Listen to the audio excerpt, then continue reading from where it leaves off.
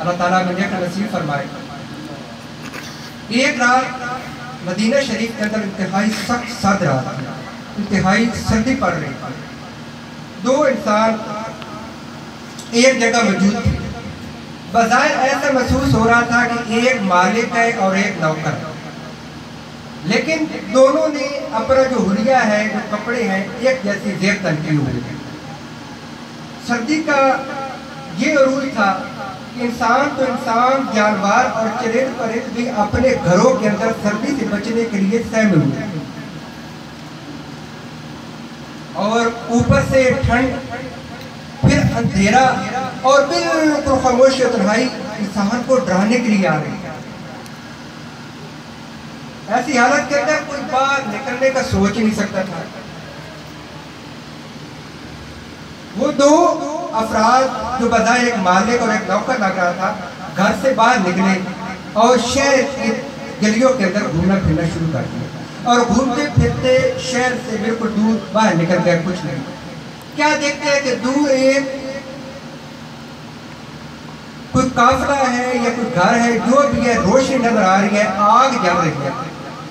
تو مالک کہتا ہے اصلاً یہ مجھے لگتا ہے کہ کوئی قافلہ رکا ہوا ہے, آئے چل کر دیکھتے ہیں اس قافلے میں کیا ہے, اور اتنی سردی کے اندر یہ لوگ بیٹھے ہوئے ہیں, تو ہم ان کو جا کر پوچھتے ہیں. مالک اور ان کا نوکر وہ چل دیے اس قافلے کی جانب. جب وہ قریب گئے تو کیا دیکھتے ہیں کہ وہ کوئی قافلہ نہیں تھا, ایک چھوٹی سی جھونپڑی تھی جو گسیدہ ہو چکی تھی. اس کے اندر ایک عورت اور چند بچے موجود تھے. عورت آگ کے اوپر کچھ ڈال کر دیچکی کے اندر پکا رہی تھی, اور بچے کو ساتھ کہہ رہی تھی کہ سو جاؤ, کھانا تیار ہونے والا ہے, تھوڑی دیر کے بعد آپ کا کھانا تیار ہو جائے گا, کھانے کی دیر میں سو جائے. تو جب یہ حالت مالک نے دیکھی تو اس نے قاسم سے پوچھا کہ یہ کیا لوگ ہیں کہ بیٹھے ہوئے ہیں اور ایک دیچکی کے اندر کچھ پکایا جا رہا ہے, بچوں کو سلایا جا رہا ہے. مجھے ایسا لگ رہا ہے کہ بچے انتہائی بھوکے ہیں, اور یہ عورت ان کے ساتھ محض مذاق کر رہی ہے. چلو دیکھتے ہیں. وہ مالک جب اس کے دروازے کے دستک دیتا ہے کہ ہم اندر آ سکتے ہیں, وہ عورت بے خیالی کے اندر کہتی ہے کہ اگر خیر کی نیت سے آنا ہے تو آ جائے, ویسے بھی یہاں کس نے آنا ہے, ہمارا جو امیر المومنین ہے اس سے تو کسی کی فکر ہی نہیں ہے کہ کوئی مر رہا ہے, کوئی جی رہا ہے, کھانے کو کسی کے پاس ہے یا نہیں ہے, تو ہمیں یہاں آپ آئے ہیں تو ہمارے پاس تو کچھ نہیں ہے, تو آ جائے, آپ نے آنا ہے. اب وہ پوچھتے ہیں کہ آپ یہاں پر کیا کر رہے ہیں.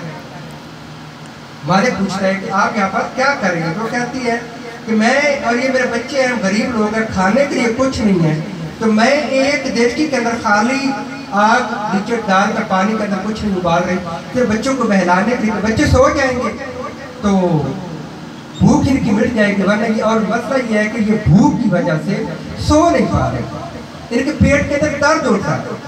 مالک کی آنکھوں کے اندر آنسو آ جاتے ہیں, اور وہ عورت کہتی ہے کہ ہاں ہمارے ساتھ ایک شہر ہے مدینہ شریف, وہاں پر امیر المومنین موجود ہے جو بہت بڑی سلطنت پر حکومت کرتے ہیں, لیکن ان کو اتنا پتہ نہیں ہے کہ ان کی بغل کے اندر, ان کے گھر کے قریب کوئی بھوکا اور پیاسا مر رہا ہے. کیسے امیر المومنین ہے, کیا جواب دیں گے قیامت کے اندر کہ ایک آقا علیہ السلام کی امت کا بندی اپنے بچوں کے ساتھ بھوک اور پیاس کے ذریعے بیٹھی ہوئی ہے, اس کو کوئی پوچھنے والا نہیں ہے. تو آپ کی جو مالک تھا اس کی آنکھوں کے اندر آنسو آ گئے, اور اس نے, آپ نے کہا کہ ہم تھوڑی دیر میں آتے ہیں. آپ وہاں سے چل دیے, مالک اور نوکر چلتے چلتے چلتے چلتے مدینہ کے اندر جہاں پر غلہ موجود تھا حکومت کا, وہاں پر گئے, دروازہ کھولا اور وہاں سے ایک بوری نکالا گندم کی, جو کی, کچھ اس میں سے ضروری لوازمات اکٹھے کیے کھانا پکانے کے, اور کہا کہ اے اسلم اسے میرے پیٹ پہ لا دیجیے. تو نوکر نے کہا کہ حضور کیوں شرمندہ کرتے ہیں, میں آپ کا نوکر ہوں, آپ میرے مالک ہیں, مجھے حکم دیجیے, میں اٹھا لیتا ہوں. تو کیا خوبصورت جواب ہے. اے اسلام, کیا قیامت کے دن تو میرے کھا سکے گا؟ کیا یہ جو عورت بھوکی پیاسی مر رہی ہے بچوں کے ساتھ، قیامت کے دن اگر اس نے شکوہ کر دیا کہ یا اللہ یہ تیرا بندہ میرے اوپر حکمران تھا، اے پیارے آقا صلی اللہ علیہ وسلم یہ بندہ میرے اوپر تو حکمران چنا تھا، میں بھوکی پیاسی گلیوں کے اندر اور چراہے کے اندر مرتی رہی، اس نے میری خبر گیری تک نہیں کی، تو کیسے اس کو جنت لے جانا چاہتا ہے؟ تو میٹھے پیارے اسلامی بھائیو، آپ نے وہ وزن اپنے کندھوں کے اوپر اٹھایا اور سردی کے اندر چلتے ہوئے جسم کانپ رہا ہے، سردی کی وجہ سے نہیں، خوف خدا کی وجہ سے کہ اگر میرا اللہ اس عورت کو کسی سے ناراض ہو گیا اور پوچھ لیا کہ اے امیر المومنین، میں نے تمہیں امیر المومنین بنایا، تمام مومنوں کے لیے امیر بنا دیا، اور تو نے کیا کر دیا؟ چلتے چلتے اس بڑھے کے اس عورت کے گھر میں پہنچتے ہیں اور کہتے ہیں کہ اے عورت سائڈ پر ہٹ جاؤ، خود آگ جلاتے ہیں، پھونک مارتے ہیں، اتنی آگ جلاتے ہیں، اتنی پھونک مارتے ہیں کہ دھواں ان کی دہڑی کے اندر سے نکلنا شروع ہو جائے۔ اللہ اکبر۔ اور کھانا گھی ڈال کر پانی کے اندر ابال کر اس بچوں کو کھلاتے ہیں اپنے ہاتھوں سے، اور پھر ان کو سلاتے ہیں اور کہتے ہیں اسلم لگتا ہے بچوں کا پیٹ بھر گیا تبھی سو گئے، اور پھر اس عورت کے ہاتھ کے سامنے معافی مانگتے ہیں اور کہتے ہیں کہ امیر المومنین کو شاید علم نہ ہو کہ آپ اس حالت کے اندر ہیں۔ تو عورت کہتی ہے کہ کیسے علم نہیں ہو سکتا؟ کیا وہ صرف اس لیے حکمران بنے ہیں کہ کرسی پر بیٹھ جائے اور غریبوں کی کوئی پریشان حال نہ ہو؟ نہیں نہیں، ایسا نہیں ہو سکتا۔ تو عورت پوچھتی ہے کہ آپ کون ہیں؟ آپ کہتے ہیں کہ میں ایک ادنا سا غلام ہوں، آپ کا خادم ہوں، اگر کبھی مدینہ شریف آئیں تو جو نیک اور بڑے لوگ بیٹھے ہوں گے ان کے درمیان آپ مجھے بھی دیکھ لیں گے، اور جب کبھی ضرورت پڑے تو آ جانا، آپ کو اتنا ہی غلہ اور اتنی چیزیں مل جائے گا۔ آپ اس سردی کے اندر گھر واپس لوٹتے ہیں اور آرام فرماتے ہیں۔ آپ حیران ہو رہے ہیں کہ یہ وہ کون بندہ تھا کہ جس نے اتنا کام کیا، وہاں جا کر شرمندہ ہوئے، کھانا وغیرہ کا سارا بندوبست کیا۔ تو سوچنے کی بات تو ہے واقعی ایسا شخصیت کون ہو سکتی ہے؟ بٹھے پہلے صحیح بھائی، یہ سوال واقعی پیدا ہوتا ہے۔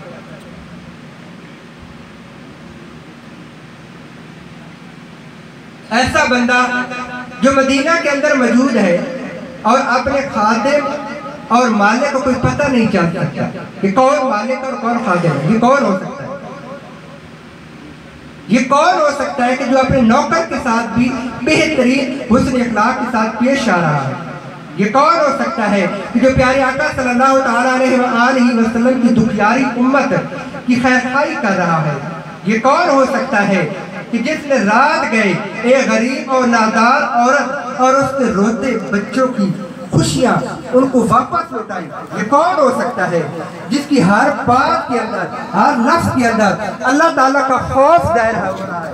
یہ کون ہو سکتا ہے جس نے اپنے ہاتھوں سے بچوں کو کھانا کھلایا؟ یہ کون ہو سکتا ہے جس نے بچوں کے ساتھ کھیل کود کر ان کی دلجوئی کے لیے ان کے ساتھ وقت گزارا؟ یہ کون ہو سکتا ہے جس کی عمر کو دیکھ کر خاتون بے ساختہ پکار اٹھی تو تم ہی امیر المومنین ہونے کے حقدار ہو؟ جی ہاں، جی ہاں میٹھے پیارے اسلامی بھائیوں، دکھیاری امت کی خیرخواہی کا عظیم جذبہ رکھنے والا یہ شخص کوئی نہیں۔ یہ کون ہے؟ یہ خلیفہ دوم سیدنا عمر فاروق اعظم رضی اللہ تعالیٰ عنہ۔ آج ان کی شہادت کا دن ہے، اس سلسلے میں ہم لوگ اکٹھے ہوئے ہیں۔ اللہ تعالیٰ ہمارا یہ اکٹھا ہونا اپنی پاک بارگاہ رحمت میں قبول فرمائے۔ میٹھے پیارے اسلامی بھائیوں، ڈاکٹر علامہ محمد اقبال رحمت اللہ تعالیٰ علیہ اس جگہ کیا خوبصورت فرماتے ہیں، یا رب دل مسلم کو وہ زندہ تمنا دے جو قلب کو گرما دے، جو روح کو تڑپا دے۔ اس دور کی ظلمت میں ہر قلب پریشان کو وہ داغ محبت دے، جو چاند کو شرما دے، بے لوث محبت ہو، بے باک صداقت ہو، سینے میں اجالا کر صورت منا دے۔ صلو علی الحبیب صلی اللہ تعالیٰ علیہ وسلم۔ بیٹھو پیارے اسلامی بھائی، آئیے سیدنا عمر فاروق اعظم رضی اللہ تعالیٰ عنہ کی سیرت کے چند بہترین گوشے سننے کی کوشش کرتے ہیں اور اپنے دلوں کو مزید منور کرنے کی کوشش کرتے ہیں۔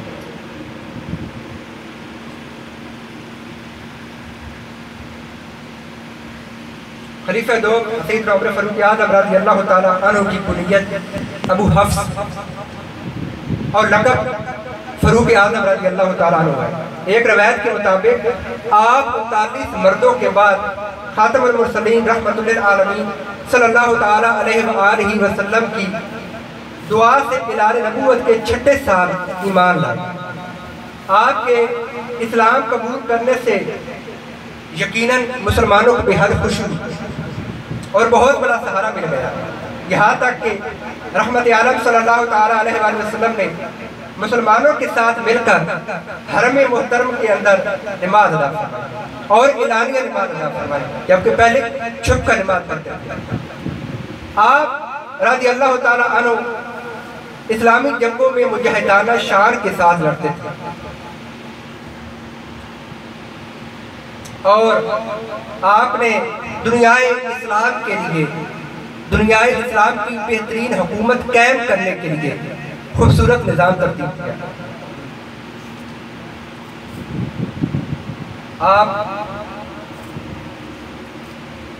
نماز فجر میں ایک بدبخت ابو لولو فیروز نامی شخص نے خنجر اتنے وار کیے کہ آپ زخم کتاب نہ لاتے ہوئے 63 سال کی عمر میں وفات پا گئے۔ سیدنا سہیب رضی اللہ تعالیٰ نے نماز جنازہ پڑھائی اور پیارے آقا صلی اللہ تعالیٰ علیہ وسلم کی اس بحر نایاب میں پیارے آقا صلی اللہ تعالیٰ علیہ وسلم کے قدمین شریفین میں آرام کرنے کا شرف حاصل کیا۔ اللہ عز و جل کی ان پر رحمت ہو اور ان کے صدقے بے حساب مغفرت ہو ہماری۔ میٹھے پیارے اسلامی بھائیو، آئیں مزید سیدنا فاروق اعظم رضی اللہ تعالیٰ عنہ کے متعلق سنتے ہیں۔ جب مصر فتح ہوا تو ایک روز اہل مصر نے سیدنا عمرو بن عاص رضی اللہ تعالیٰ عنہ سے عرض کی کہ اے امیر، دریائے نیل کا پانی کم ہو رہا ہے اور ہمارے ہاں ایک رسم ہے کہ ایک دوشیزہ خوبصورت عورت کو دلہن کی طرح سجا کر دریائے نیل کے اندر ہم گھر کرتے ہیں تو یہ دوبارہ پانی کا چڑھ جاتا ہے اور چڑھنا شروع ہو جاتا ہے۔ تو آپ رضی اللہ تعالیٰ عنہ نے بڑے پریشان ہوئے کہ ہمارا اسلام اس کی اجازت نہیں دیتا، تو آپ نے ایک خط حضرت عمر فاروق اعظم رضی اللہ تعالیٰ عنہ کی بارگاہ میں بھیجا۔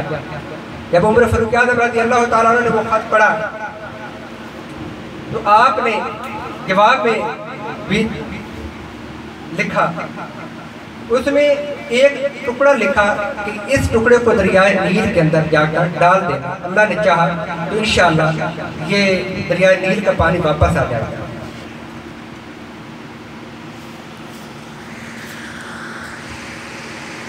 جب یہ رکا سیدنا اب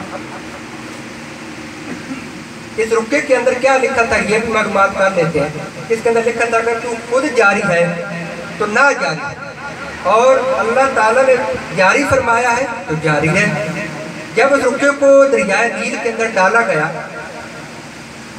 تو ایک رات کے اندر 16 گز پانی بڑھ گیا، اور یہ رسم جو مصر کے اندر عورت ڈالنے سے پانی میں اضافہ کیا جاتا ہے، یہ رسم بالکل ہمیشہ ہمیشہ کے لیے ختم ہو گئی۔ میٹھے پیارے اسلامی بھائی، کیا خوبصورت کسی شاعر نے کہا ہے کہ چاہے تو اشاروں سے اپنے کایا ہی پلٹ دے دنیا کی، یہ شان ہے خدمت گاروں کی، سردار کا عالم کیا ہو۔ میٹھے پیارے اسلامی بھائی، آج ہم اپنوں پر بھی غور کریں۔ ہمارے اندر کی ایسے رسم و رواج، بڑی عجیب عجیب طرح کے رسم و رواج قائم ہو چکے ہیں، اور مزے کی بات یہ ہے کہ ہم ان پر عمل کرنا شروع کر دیتے ہیں، پتہ ہی نہیں ہے کہ کیا اس کی شریعت میں اجازت دی ہے کیا نہیں. تو ہمیں بھی چاہیے کہ بجائے ان رسم و رواج کی طرف رجوع کرنے کے، ان چیزوں پر عمل کرنے کے، اللہ تعالیٰ کی بارگاہ کے اندر حاضر ہو کر سچی اور پکی توبہ کریں، اور اس کی بارگاہ میں حاضر ہو کر پیارا آقا صلی اللہ تعالیٰ علیہ وآلہ وسلم کا صدقہ اور وسیلہ دے، تاکہ ہمارے اوپر آنے والی ساری پریشانیاں اور مصیبتیں دور ہو جائیں. آج ہم دیکھتے ہیں تو مسلمانوں کے اندر 3 قسم کی بیماریاں پرورش پا چکی ہیں. بیماری تو ویسے بہت سی ہیں، لیکن یہ بیماریاں کون سی ہیں جن کی وجہ سے ہم تباہ حال ہو رہے ہیں؟ ایک تو یہ ہے کہ ہر روز کوئی نیا اور عجیب سا مذہب ایجاد ہو جاتا ہے. دوسرا ایک یہ ہے کہ ہمارا آپس کے اندر محبت، پیار، اتفاق یہ ختم ہو چکا ہے. نہ اتفاقیاں، نہ چاکیاں، بحث و بحث، یہ چیزیں بہت زیادہ ہو چکی ہیں.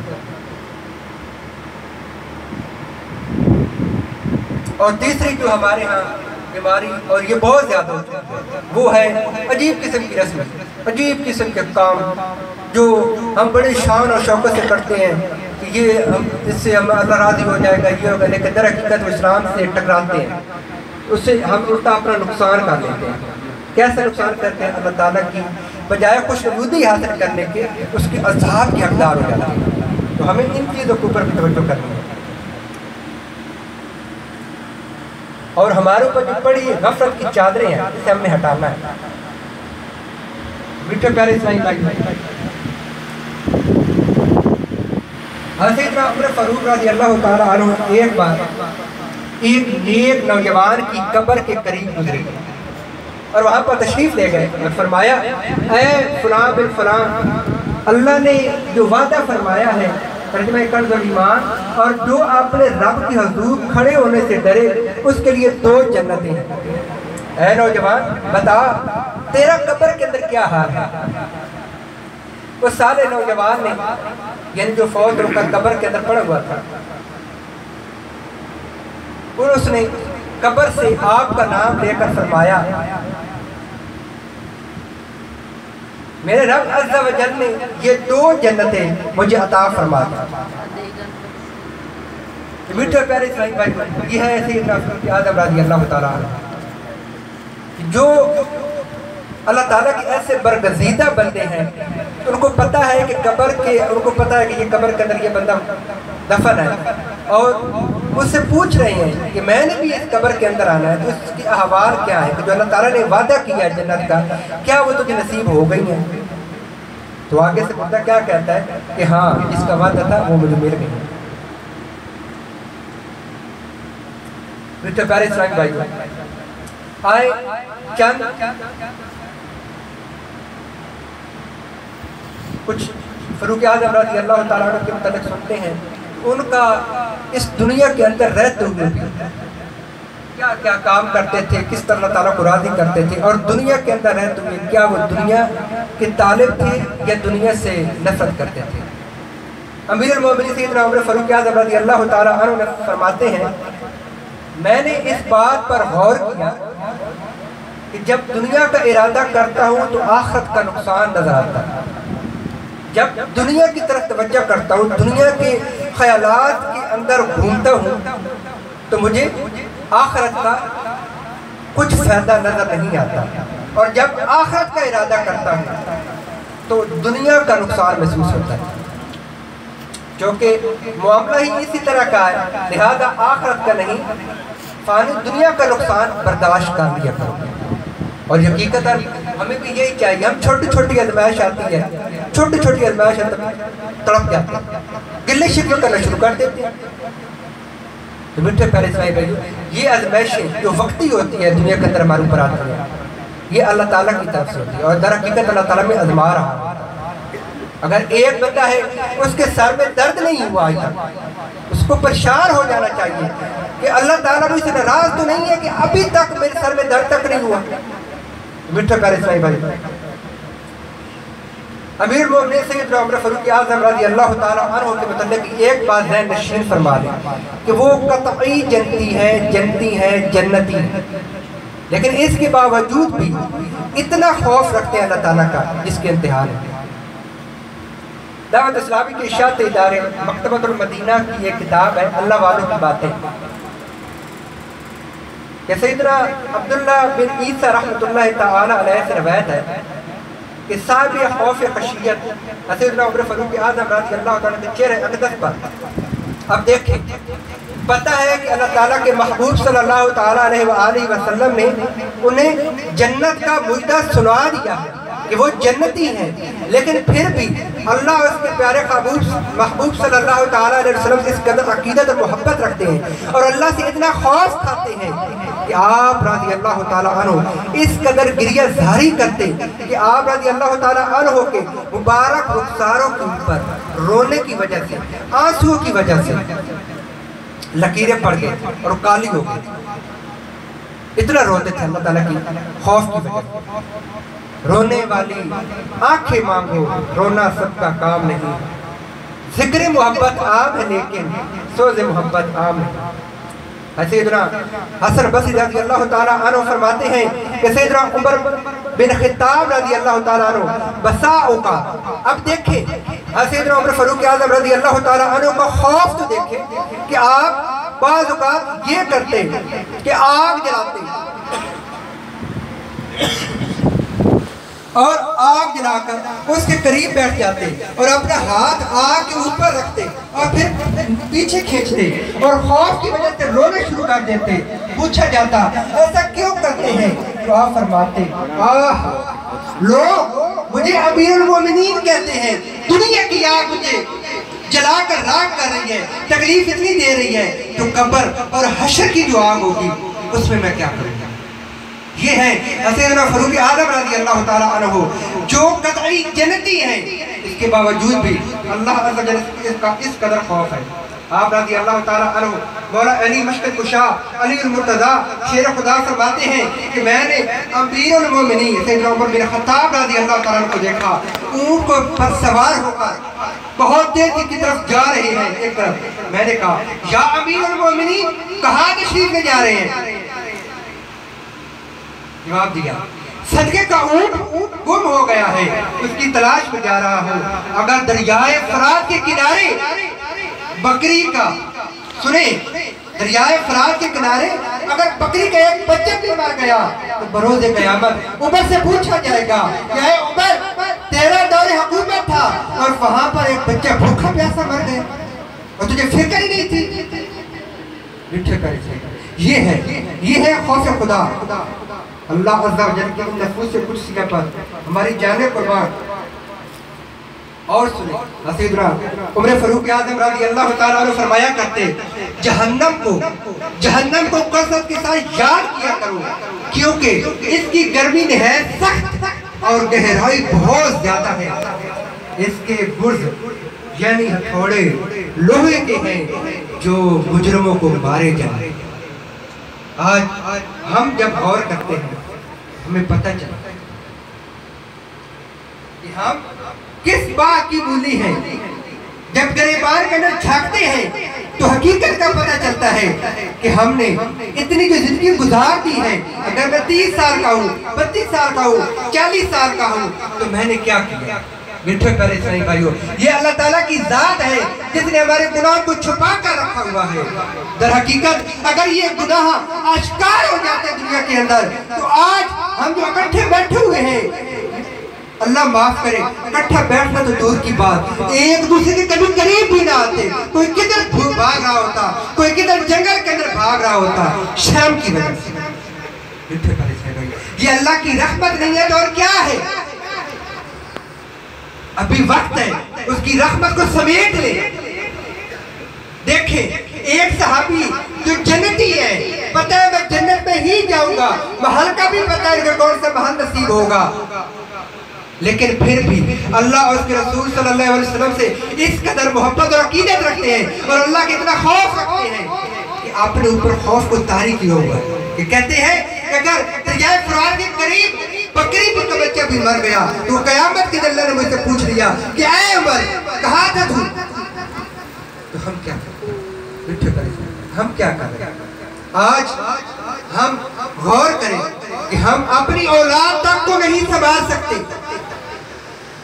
ایک استاد ہے وہ شاگردوں کو نہیں سنبھال سکتا, ایک والد ہے وہ بیٹوں کو نہیں سنبھال سکتا. صحیح تربیت نہیں ہو رہی, بیٹا کیا کر رہا ہے, شاگرد کیا کر رہا ہے.